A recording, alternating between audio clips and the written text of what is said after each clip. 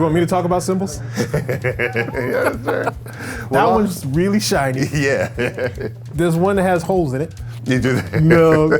You know, and it's a question that comes up quite often for me. Do I choose cymbals for different gigs, or do I just kind of play the same set of cymbals? And the answer is yes. It's really about, you know, like I mentioned before, frequencies, like very important. And something I'm getting into more now is really pairing my ride and my hi-hats a particular way, because I'm playing between those two. I'm depending on a lot of the articulation to be smooth enough between the two worlds so it doesn't feel weird going from one to another. Right. You know? I love imitating sounds of nature. And so I have right now a 19-inch K-Custom Special Dry Trash Crash. It's the one with the holes in it. And there are 2 rivets in it. And just by hitting it with my hand alone, rather than setting off the cymbal sound itself, I'm setting off the rivets. Right. So I get that rain, kind of like breathy, you know? Without the crash of the actual cymbal. And then being able to swell my cymbals, like having 2 clean sounding crashable cymbals. So, you know, my 20-inch cluster crash gives me that. And then of course, Constantinople 22-inch medium thin low ride that I'm using. For me, being able to have the definition, but then the crashability, and then between those 2 cymbals, they're far enough apart, but under the overheads, if I hit them both, I get a nice full crash sound. I got my favorite stack here as well, which is 3 cymbals. Cymbal sandwich. Yeah, cymbal sandwich. I'm gonna call it that from now on. So the cymbal sandwich is a 16-inch KE effects on top, a 14-inch Oriental China Trash on the bottom, and a 12-inch Gen 16 cymbal on the inside, which is one of those silent cymbals, like the low volume cymbals. So what does that do? That's the meat of the sandwich. That's the sauce, man. That's the sauce. That's the sauce in the sandwich, the cymbal sandwich. Because that's the hot sauce. Yeah, like that being inside that stack, it adds just enough rattle and sustain, but it also diffuses the cymbal, so you still get more like trash noise on top, right? So I was playing it, for example, during Ukudlala. What does that mean again, Ukudlala? It's a Zulu word that means play or to play. Yeah. Yeah. When we play that piece, earthy organic sounds like that stack is so important because it's breathy, but it can be sharp and aggressive. There are many dimensions to that stack, for sure. How much of that is experimentation and how much of it is like, I'm hearing this thing, that sound is gonna give me this thing? For sure, the crash I have, like the cluster crash, it was a sound I was looking for. Like, and once it came into an existence, I was like, okay, I need that, because it was raw enough, but it wasn't super dry like the special dries. But the stack was Experiment City. In fact, I had to go on tour. I was about to go to the airport and I was like, I need a stack. What am I gonna do? And I got your sandwich. Yeah, and I went through my cymbal bags and I just, I choose you. So you had a sound in mind. Yeah, and it was just a combination of the cymbals that you were looking for. Oh yeah, my hi-hats, I like mixing like different cymbals. So these are 15s, a Kerope top cymbal, and a K-Light top cymbal as well. It was important to have sounds that allowed me to go as many different places as you're gonna go. And I wanted to find it in a relatively smaller cymbal set. Right. You know, I'm usually using a whole lot more stuff. And it's just generally like, it's important that like any equipment I use just gets out of my way, because I need to be able to think at that speed. I can't second guess where I'm going. Yeah. I need to know, okay, he's going there, okay, I'm cool, I can go there too.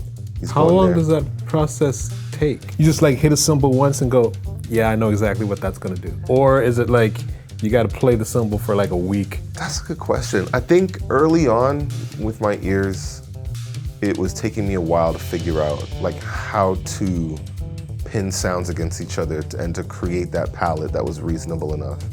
And now I think I'm at a place, after maturing quite a bit, to know I can get some of that from these few pieces.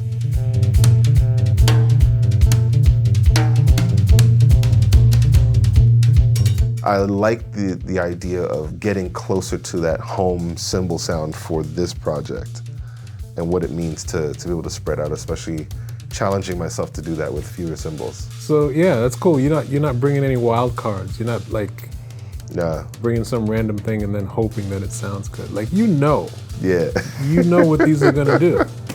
But the wild card thing is not bad. Like for example, with the new band quartet, your band, I look forward the shows where I can bring something and just be like, all right. I hope you do. It's like, all right. So Zildjian just sent this set of cymbals and bring it. Yeah, I think I'm gonna try it here. It's important for me to feel comfortable and for the gear to be out of my way, and that's one of the biggest things for me for cymbals with Zildjian for sure.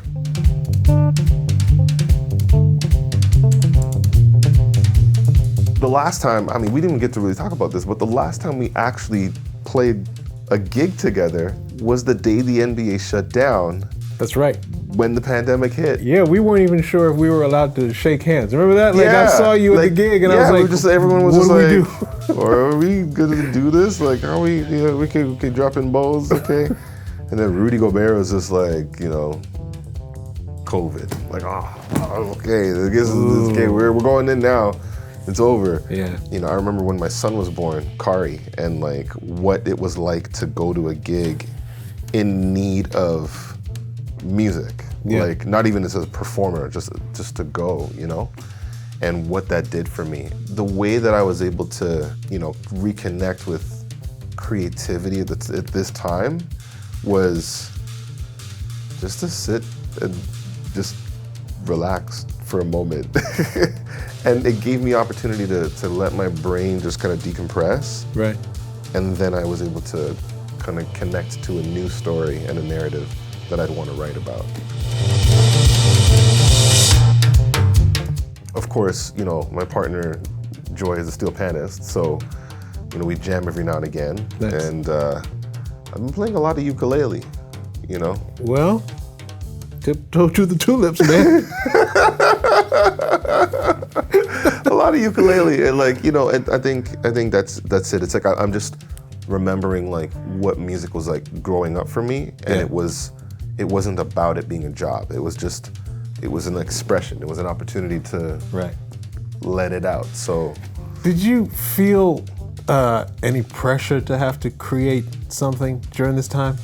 Yeah. Yeah. I felt a lot of pressure, and I felt like, man, if I didn't come out with anything, like, better hang it up, Lewis, or, you're wasting your time. And it's like, well, actually, I'm not wasting my time. I'm doing what I've heard, an artist like Erykah Badu does, which is you live life and then you talk about it. Right. But now that things are starting to change and we're sort of rediscovering what normal is going to look like, there's an enthusiasm that I haven't felt since maybe the time that I actually started in this scene, like in my early 20s. Yeah, and then doing this today, I was, after every one of those experiences, I just say, man, I love this. We should make a record. We should tour. We should play all kinds of gigs all over the world. I'm like that 22-year-old kid again going like, man, we should, you know what we should do? We should get in the car, drive to Montreal, and play gigs. And play all kinds of gigs all over the world. And there'll be so many people and so much money. I'm like this wide-eyed kid just going like, man, it's time.